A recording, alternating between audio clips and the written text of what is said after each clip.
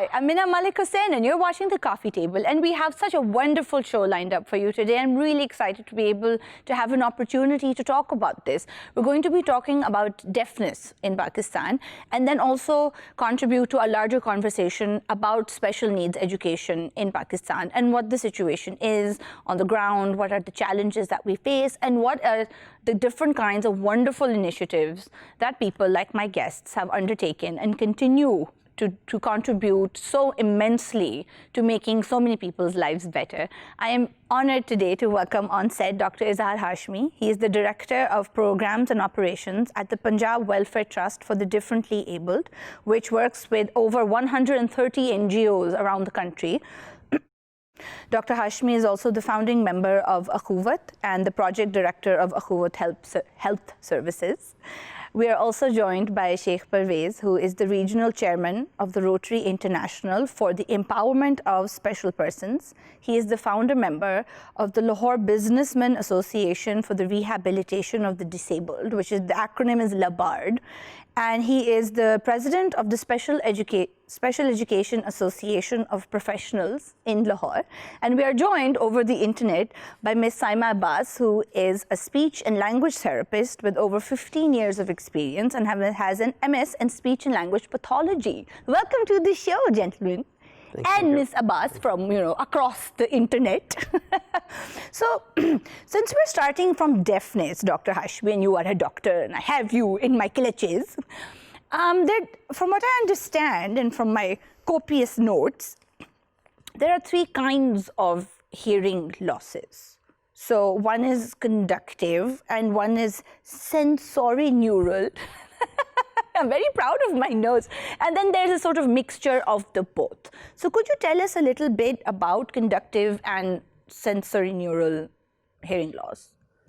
Thank you very much, Mina. It is a great pleasure to be here with you. And actually, hearing has a very complex phenomenon. We have got a very small sort of business within our ears, yes. And it has got some smaller parts and very smaller parts, yes. And some fluid and everything. So it is not only concerned with the hearing, it has got other functions to perform as well, as far as your balance is concerned and everything. People are saying that we have vertigo. It may be due to some kind of problem within our internal ear or so on. Yes. So conduction defect is when the sound cannot be conducted properly through the there is some kind of hindrance between the external ear canal or it is going inside, and sensorineural is when there is some problem with neurological deficit, some nerve kind of a thing, which is kind of you can say entangled within our central nervous system, and some part is peripheral as well. So when there is sensory and neural component, it is directly related to the nerve and nerve things. But in conduction defect, there are multiple other problems as well, which can lead to this kind of deafness as well. Right. So in conductive, let's say, and can conductive deafness be caused by things like an illness or an accident, or apparently also a lot of earwax can cause some hearing loss? That is when the waves cannot be conducted to the drums and everything. There is some kind of impedance between the transfer and travel of those waves, which are conveying the you can say something to the ear inside. So the operators cannot properly conceive it, perceive it, conceive it, and process it. So it is all that. Okay, so when we talk about inherited deafness, so people who are born deaf, is that conductive or is it sensory neural, or it could be either? I beg your pardon. Actually, there is a lot of things which can contribute to that. It may be hereditary in nature. It may be due to use of some medicines during pregnancy. It may be due to certain infections which can cause this sort of malfunctioning, and it may be due to any other reason. Right. So we have to see what kind of activity has been there to identify what are the reasons behind this kind of deafness. So it's not just that you were born with it, but there are a lot of reasons why somebody could be experiencing hearing loss. That's interesting. You could add some Yes. postnatal things as well. Yes. Because there are a lot of things, as people don't adhere to the rules which say that you have to make number 1 vaccination at this age, number 2 at this age, number 3 at this age. And these vaccinations, they play a very vital role Yes. in the health and in upbringing and in immunity system of the child. Absolutely. So parents must be aware of that, and they must adhere to these rules, and they must visit to the doctors, I would say, and keep a constant touch with the doctors. But again, I would say it's the responsibility of our government as well, that they should create such facilities, they should make such facilities that every person, I mean, should feel just free to enter a house and with the child and get him or her assessed. Absolutely. So assessment is the basic thing after the birth, and then timely it should be reviewed. The things should be reviewed, I would say. Absolutely. I think assessment and a timely assessment. Timely assessment, You've hit the nail on the head, and you're not running away with. Have you been looking at my notes? So I wanted to ask Ms. Abbas that people, they're different. There is a spectrum of hearing loss as well that ranges from a very mild one to profound hearing loss. So when you see clients, what is the usual, where do you have to be on the spectrum of hearing loss to be able to have therapy for it in an effective way? First of all, I will be wants to say thanks the Indus news channel by the reference of the coffee table program to express and give the awareness on this topic. Thanks first of all, and then we are going towards the topic on the deafness, that is a communication disorder. Yes. First of all, a speech therapist work is the referral workup. The ENT and the audiologist refer the patient to the particularly speech and language therapist for working the rehabilitation program on the speech and language therapy. Yes. First of all, the speech therapist have the audiogram and the audiometry which assessed by the audiologist. The audiologist assess either the patient has the mild hearing loss, moderate hearing loss, severe hearing loss, or the profound hearing loss. And the speech therapy program depends on the degree of that loss, which assessed by the audiologist, in fact. Right. Because whatever the degree of the loss the patient has, according to that, hearing aids or the cochlear implant suggested. If the hearing, the child is hearing impaired and he is using the hearing aids, first of all, we have to assess the aided levels. Aided levels means the assessment with using the hearing aids. Watch the machinery work up with the is suitable for the patient or not. If the hearing aids is suited to the patient, then the speech therapist start his work. Yes. At that time, speech therapists give up performance scales and sort out the present functional level of that particular patient, and then the speech therapist make up the plans that is called the IEP, means to say individual educational plan for the speech and language program. Right. And every patient has the different IEPs and the different level of hearing and the different level of the present functional levels. Okay. So, and as Mr. Pervaiz mentioned, a timely intervention is probably the most effective kind of intervention, because, you know, I'm a layperson, but from a layperson's perspective, if somebody has a hearing aid, that means that they do have some level or some ability to hear a little bit. True. Dr. Pervaiz said that accurately, that early intervention gives a good result, and early 2 years of the child is the for the making a proper diagnosis is very much important. If the people waste those 2 years, then the complications will be more, and rehab program will be difficult as compared to those which comes early and make up the diagnosis early and work upon the speech therapy early. Because early 5 years of the child is the years of the acquisition of the language. At the end of the 5 years, the language completed that. If you miss that, you will miss a lot in the life.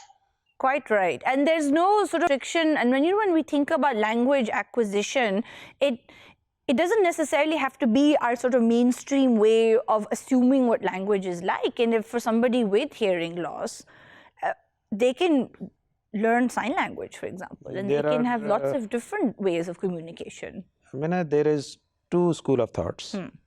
Number one, I just want to add what Pervaiz Saab was saying, that early identification and early detection of hearing loss at the time of birth is the key to our future success. So in first week, we must have a process. It is elsewhere, it has already implemented that the hearing assessment has been done in the first 2 weeks of newborn, and if they identify some kind of hearing loss, they'll start working up whether there should be some hearing device or whatever it is. And if they put such assistive technology with these children, they start learning very quickly, and they have got the same learning curve as a normal child is learning. So there will be no deficit. But when the age elapsed and it is 3, 4, 5 years, it is very difficult to train the kid for applying the hearing aid. And he or she has some problem of hearing loss, some vibrations, some unacceptable, uneasy voices. So they are not accustomed with the kind of having some hearing aid with them. The other important thing is that the two school of thought. Number one, the old-fashioned school of thought was always compulsively designed that every children, whether he has complete hearing loss, should speak. So it has started in the 16th century, and similarly, even the Graham Bell was very adamant, and he want the deaf children to speak. So it is in past few decades, we have learned that we have to change the environment for the deaf people, for their, you can say, kind of facilitation. So they can speak their own language. Absolutely. So in globally, there are 41 countries which has adopted sign language as one of their national languages. Oh, that's excellent. And out of these, most of the European countries, New Zealand, and some Latin American countries like Ecuador, like Brazil, and all that. And similarly, very few Asian countries are also doing the same thing. They have adopted sign language as one of the national languages. So 41 countries mean that almost 20% of the global village has already adopted this scheme of thing, that we should start deliberating sign language. And this sign language, if teachers know the sign language, they can start have an inclusive setting for the students. So you need no different schools for the deaf or hard of hearing students. So I think that it is a change, not to have kind of acknowledging what lips are saying. It is just better to have what hands are telling us, and what eye is giving us the ideas. We can look and we can have our sign language. It can have a two-way linguistic problem solution for us. Because again, we don't have to stick to just one idea of communication, or that there's only one way to communicate. So, Ms. Abbas, when you see clients, and especially with younger children, do you find that parents have this anxiety that Dr. Hashmi mentioned, that they really place a great deal of emphasis on the child speaking, as opposed to learning sign language and it being a kind of, collaborative process where you use whatever skills you have at hand to communicate. This is true. Because when we are talking about the communication, there are two types of communication, verbal communication and the non-verbal communication. Yes. In non-verbal communication, we use the sign language, signboards, cards, pictures. But at that time, we use the sign language where the patient couldn't afford the hearing aids, couldn't afford the treatment of the cochlear implant, that is advanced surgery for the deaf and hearing impaired child, in fact. But if the child is using the hearing aids properly and the hearing aids are supporting to him, and yes. the child has the severe degree of hearing loss, and the child has done the cochlear implant, yes. And after that the speech therapy will be successfully 110%. The people acquire the language by conducting the speech therapy sessions, and the child goes in the mainstreams and lives in a normal people with normal communication, yes. with verbally communicated like. No, I completely agree, and we're going to take a very quick break and come back to this wonderful conversation. Stay with us.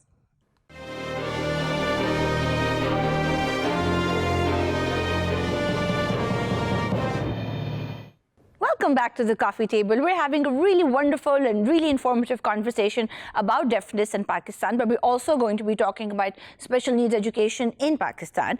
So now tell me, Mr. Pervaiz, you have been the founding member of so many wonderful initiatives that support special needs education in Pakistan. So how many people are we looking at, sort of as a ballpark figure, in Pakistan who are, differently abled? I think to be on the safe side, we calculate it at around 12 to 15%. Wow. Who need one way or the other. They are special needs persons, one way or the other. Yes. They are. I would give you one example. If you have this floor 4 feet high, yes, and there are no stairs, I would be differently abled. Yes, it's true. Because I can't. So it is the devices. Yes. I mean, I would like to come back on what Izhar bhai said, that when you say about this, you were talking about sign language. Yes. I believe in it, that it's a community service which you can contribute from your channel to. We will provide you a person, even voluntarily. We have got Farhat Aslam. Yes. She is a chairperson of Deaf Welfare Association, and she is a wonderful person. Yes. So she can give you free time. She won't charge anything from your channel, and your channel can give some time for the community service for sign language. Yes. She can come and she can give sign language, and that could be spreaded all over the world. Absolutely. So it's the basic thing. Yes. And if a person knows basic things of sign language, then you see number of persons would reduce from that 12 to 15% because those would be understandable. That would be very good for the parents. That would be very good for the teachers, for everyone. It's every person, I believe, it's my belief, every person should know sign language. As you see, I mean, every person knows this. Well, yes. Very good. Yes. Every person knows. Yes. So this is sign language. Every person knows when touch here, yes. It's talking about female. So they okay, I didn't know that. Okay. Oh, because it's a nose pin. Nose pin. Yes. Oh. So these are basic things. Yes. And I would request you rather that you must talk with your higher authorities. Yes. To plan this, to plan a program, 20 minutes program or 30 minutes program, to train the parents, to train the people at large, to get these basic things. Because, this is something that I feel that, and I completely agree with you, that it's a community thing. And it's not just something that parents or families with a differently abled child or anybody in their house should have to learn. Because if we all are aware of it, and we've been talking about having, for example, because we've been talking about deaf kids going to regular school with hearing children. So obviously that probably has an effect on their development as well, and in a positive way, it could. But they don't have to be segregated, do they? Actually, the individual parents of a deaf child has no knowledge of sign language. If he is or she is the only one, so they actually don't know how to communicate with the child. So this is a big problem. Yes. And how this problem can be solved? The only way is to communicate through sign language. The other thing is, the most important is the identification. Actually, globally, around 70 to 100 million people are suffering from hearing loss, and you will be amazed. That's a lot of people. Yeah, that 80% have never gone to school. Yes. Or any institution or any regular education. You know, and I think that it was such an important point that you raised, Mr. Pervaiz, is that we take away a disability when we provide support and when we provide aid and we provide an environment, and it sometimes can be as simple as you said, you know, stairs.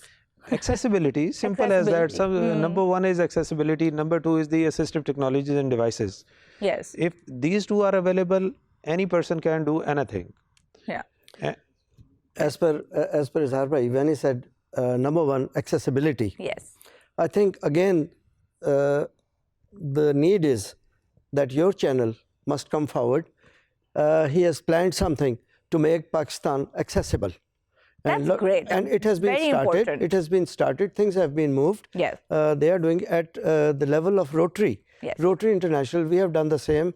And now I'm just having a conversation with the Lions International Club also. They have also agreed to join hands. So we'll be joining hands of a lot of persons to make Pakistan accessible. And so when you say accessible, what are the sort of main areas that your organizations are looking at? Simplest is wherever is a stair. Yes. Wherever is a stair, just put a small ramp. Yeah. And it would not cost you much. And would a cost you 10 decent pounds. ramp incline, not like this. Yes. A lot of When places there have are- these dreadful ramps. It may be 15 to 20 degrees, not more than 20 degrees. Best is 15 degrees, and it must have a railing as well. So Yes. it can be go through by the person with disabilities. And the other thing is that with ramps Yes. is the most important thing. There should be no impedance in the transfer of person with disability, and they can have the public transport, access to the public transport. They can go to the railway station, and they can Absolutely. and now Or getting on a bus, Yeah. you know, going into the bank. There's so many things that people have to do in their daily lives. And I think that it's important to talk about accessibility because a lot of you know, regularly able people don't think about these things. And the other important thing regarding sign language, you know that we are a Muslim country and we believe in rituals, and Yes, we of pray, course. and so most of the deaf people have no knowledge of religion at all, and they even cannot go to mosque for Jummah prayer because they don't know what the speaker is Saying. telling and saying them. course. So if that person knows the sign language, most of the deaf people can go over and find what he is saying. That would be really lovely. So it is the simplest of what we can do for the deaf. I want to talk to you about that in just 1 second because I have a question I want to ask Ms. Abbas before we get to the education. Is that, Ms. Abbas, of the clients that come to you who are deaf or who have some level of hearing loss, how many of them are in school? If the patient is only isolatedly hearing impaired and he is cognitively and developmentally normal, like motor milestone, socialization, comprehension is okay, Yeah. then there will be never anything which create the hurdle to go for the mainstream. Okay. They will be completely rehab Yes. and goes in the mainstream and complete becomes a productive citizen, in fact. But Absolutely. if the deaf or the hearing impaired is comorbid means the child was developmentally delayed, or the Down syndromes, or the cognitively delayed, and have the motor milestones delay, Yeah. and also the hearing impaired is merging on that issue. They will never be isolatedly hearing impaired of the deaf child. Yes. That will be comorbids like get together, and that will create a global delays in fact in that child. Right. It is the role of the speech therapist to educate the people that your child has a multiple issues. He couldn't understand, he couldn't comprehend, he couldn't speak up, he couldn't walk. So I have to work upon the different areas of the life. But if the child has only hearing impaired and IQ is shortly, like he has a sharp IQ. Yes. He completely rehab and goes in the mainstream. So there's no real reason for any child who doesn't have comorbidities and only has a hearing loss, they are not cognitively any less than a child who can hear. I think that's really important to highlight, that there's no need to make an assumption that just because somebody can't hear, they're not intellectually as intelligent as anybody else. Alhamdulillah, I feel proud in saying that I was the first person in Pakistan who raised the issue of employment for the differently abled persons. Yeah, well done. And, no, but that is so important because everybody can be a contributing member of society and live up to their full potential. And why should they be held back by something that they can get help for? That's true. You know? When I went into the court to invoke the jurisdiction of court, the judge shouted at me. Huh? He said, "Where were you from last 20 years?" God. Because the law was there from 1981. Right. And when I came to know, we had been trying on this, on different modes and issued places to make that implement. There was a law there, implementation was not there. It was a big gap. Yes, so absolutely. It was a very simple thing which could be done, was just to make a direction by the judge of the High Court to implement this rule of law. And when he directed it, up till now, I think, Alhamdulillah, I would say again, more than 100,000 people have been got jobs. Excellent. Because the system was there, the law was there, implementation, it was a gap of implementation. Yes. And when the government authorities were directed for that, so they went into motion, they started their job. But they needed a push. Actually, it is the issue of implementation. Yes. Government has started with 1% quota in 1981. It was raised to 2%, and similarly, as Mr. Pervaiz was telling us, again, with the push of friends and his good office, it has again been targeted, and it has raised to 3% in Punjab, and it is 5% in Sindh as well. That's quite promising. 3% doesn't sound like a lot, but I'm sure that when we look at it in numbers, it's actually thousands of people. Yeah, actually it is segregated further in 1% for the visually impaired, 1% for the physically challenged, and 1% for the hearing impaired. And so they are getting jobs in the public sector. And similarly, government has started approaching the private sector, and private sector has been also requested that they must ensure 3% quota in their organization as well. So combining the public sector and the private sector, it comes around 100,000 jobs, which has been created, and that is a phenomenal number of. But actually what we are facing is that the quality of the human resource we are getting from these persons with disabilities are not that very good. They can compete, and they can grab the good positions, and so they are on the lower side and the lower skills, but we have got. And I think this is where we sort of come back to our educational question, and I'm going to take a very quick break here, a suspenseful moment, so stay with us.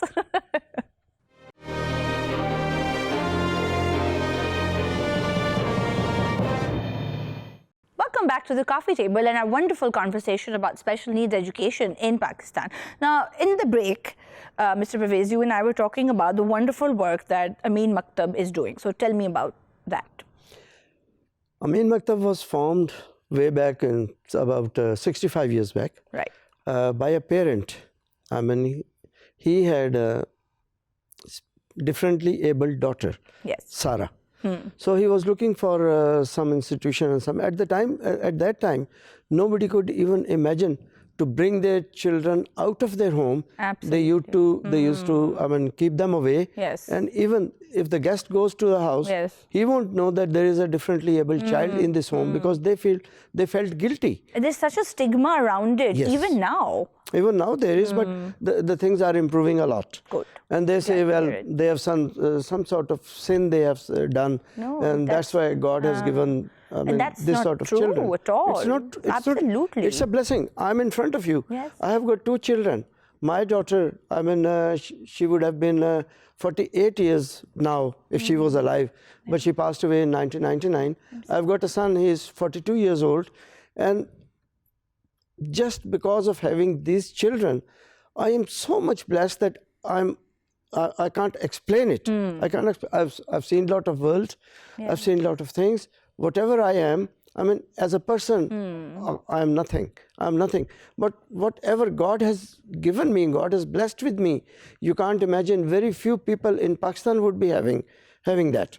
So I'm grateful to Allah. And this is a message for the parents Yes. of differently abled children, that they are blessed. They are very close to God because God Almighty has chosen them by giving these children, because they are very near and close to God. Yes. So if they want to please their Almighty, please their God, Allah ko please karna hai, that's the shortest way to do. And this was told to me in 1973 by a British doctor who operated upon my child's heart. It was a heart surgery, and it was 10 months old, my daughter, when she had a health surgery. And he gave me this message. He said, well, you are very lucky.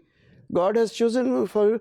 And that was the first time I came to know that I have a daughter which was born with congenital heart disease, and she's mentally retarded. At that time, we used to say mentally retarded. Yes. Now it's intellectually impaired. Yes. So I have been chosen from the God, and I feel proud of it. I openly say, well, I'm blessed by the God He gave me, because He knew it. The God Almighty knew it, that I would take care of my own children, as well as thrusting upon responsibility, that to look after other children and look after other things. Absolutely. And thank you for sharing your story, because I think it's really important for other parents to realize that they're not alone in any of this, and there is help out there, and there are so many wonderful institutions who are doing such wonderful work, including Amin Maktab, which is this wonderful school for children who are differently abled. Amin Maktab has done one special thing, which is, I think, innovation in Pakistan, with the support of Izhar Bhai, that they are, Amin Maktab has made up till now 46 sub-centers. We call them sub-centers. And every sub-center is, each sub-center is into a school, normal school, into a normal school. And that's the way we are going into inclusion. Yes, and absolutely. that class has got special children, 10, 12, not more than 12. Yes. We have got in a class. Maybe it's a school of 300 children. But the children who are special, differently abled, are 10 to 12. And now I'm planning, because that was relevant to deaf, that I'm planning to get a sponsor who could give 45 small televisions. It would cost, I think, 10,000-15,000 per. And he should place all that in those sub-centers. And then we can train the parents in the evenings. Because the rooms are available in the evenings. Rooms are available, and the parents can go, and counseling can be done and from the online. And this brings me to my sort of question about education, Dr. Hashmi, where education is not just having differently abled children in school, but it is also teacher training, and it's helping parents to learn the skills that they need to communicate with their children. Actually, it was a moving story from Sheikh Pervaiz, and similarly, another moving story from Amin Maktab.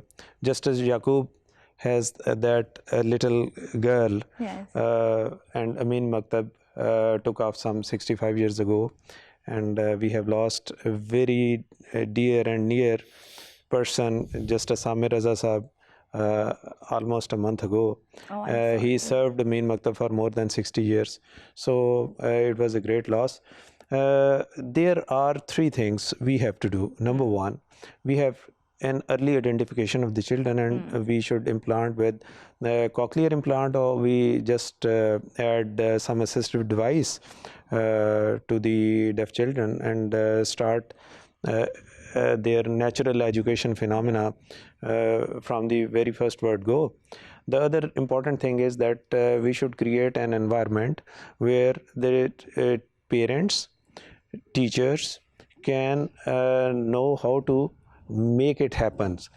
There are few very good examples. Number one is Deaf Reach. Yes. Deaf Reach is working very good in Pakistan. Number two, I'll second Pervaiz Sahab that Farhat as DWF is doing a wonderful job. Hamza Foundation is doing a good job. Yes. Similarly, Anayat Foundation has got a very tremendous impact on the deaf persons. And a few days back, I have met a couple of people working at Deaf Reach school in township, and I found that two young boys who were working there were from Inayat Foundation, Right. Johar Welfare Organization.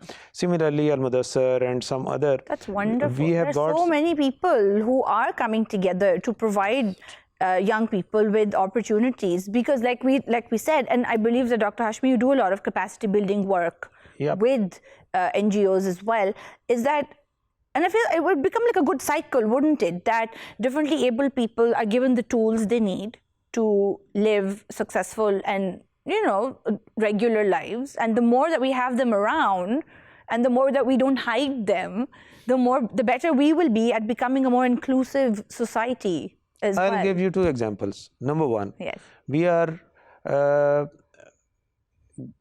extending our operations as far as the individual education and training program to profoundly challenge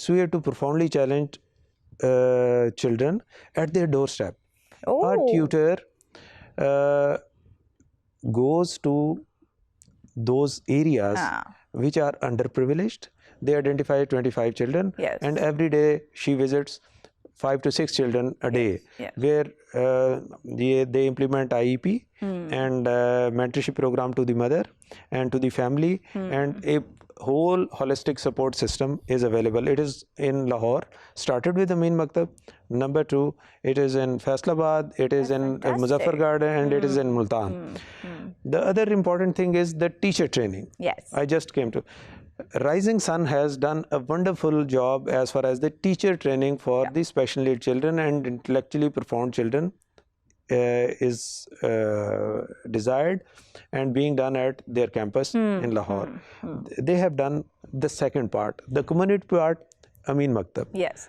Because we train all those community-based interventional teachers at Mean Maktab. Yes. The teacher training is at Rising Sun, Yes. another great institution in Lahore. Number three, now the university is coming up. Oh, excellent. Punjab University has just started the certificate course in sign language. And I was talking to the chairperson of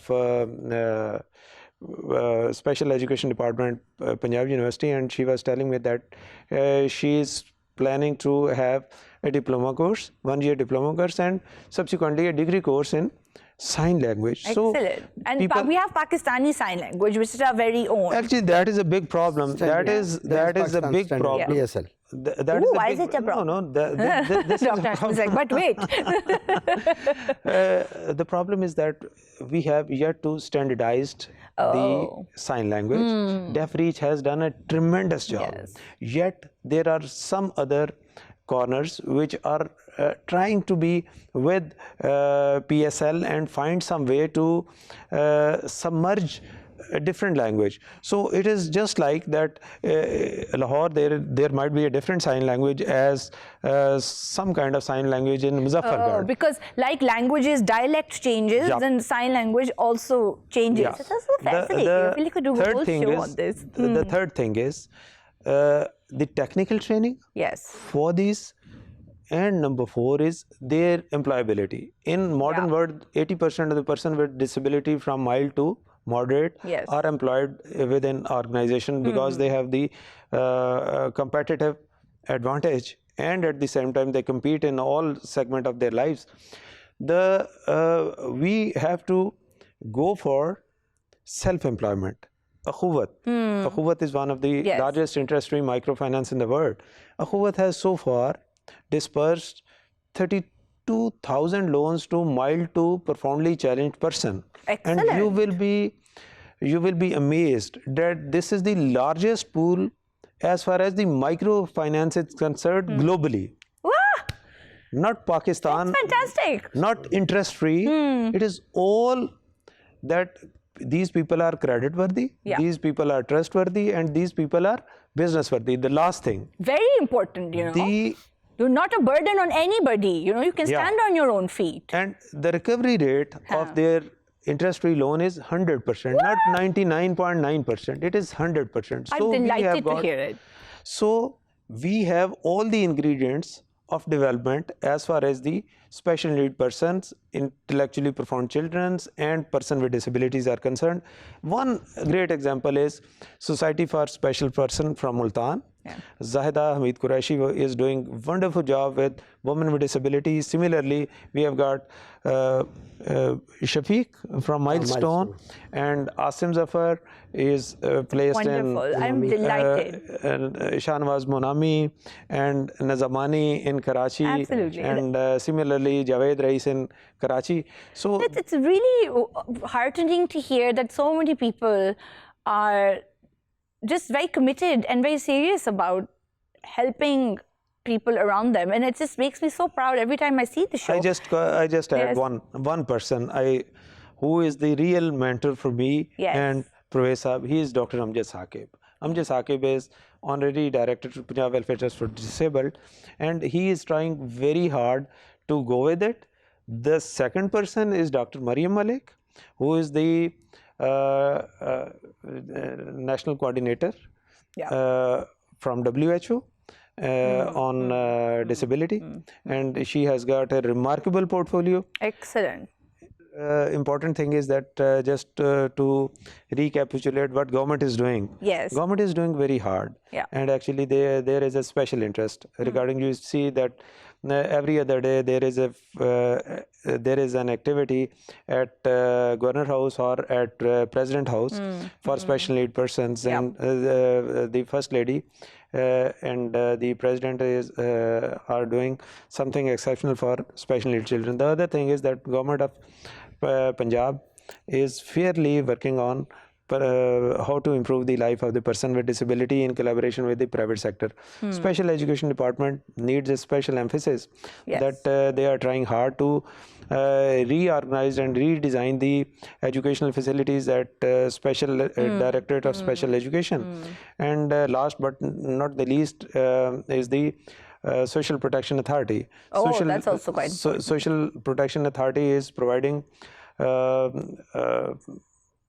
every month stipend, non-conditional cash transfer to person with disability. Around 100,000 person are getting that stipend. That's fantastic. Monthly. Because again, it's probably really, it is very important for the differently able to get financial help as well, so that, you know, like you said, a business loan, and you can help set up a business. You can help, you know, make a life for yourself. And that, I think, goes a long way towards destigmatizing having a disability, because a lot of times families feel like you're a burden and they don't know what to do.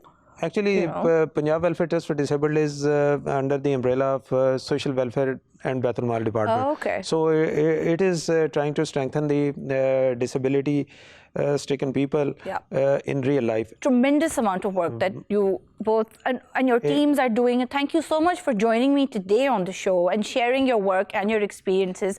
Thank you, Ms. Abbas, for joining me. This has been a tremendous show, and it's a conversation that I feel like we just, you know, could keep having and will be having here on the coffee table. Thank you for watching, and if you're watching this on YouTube, don't forget to like and subscribe, and we will see you next time on the coffee table. Bye now.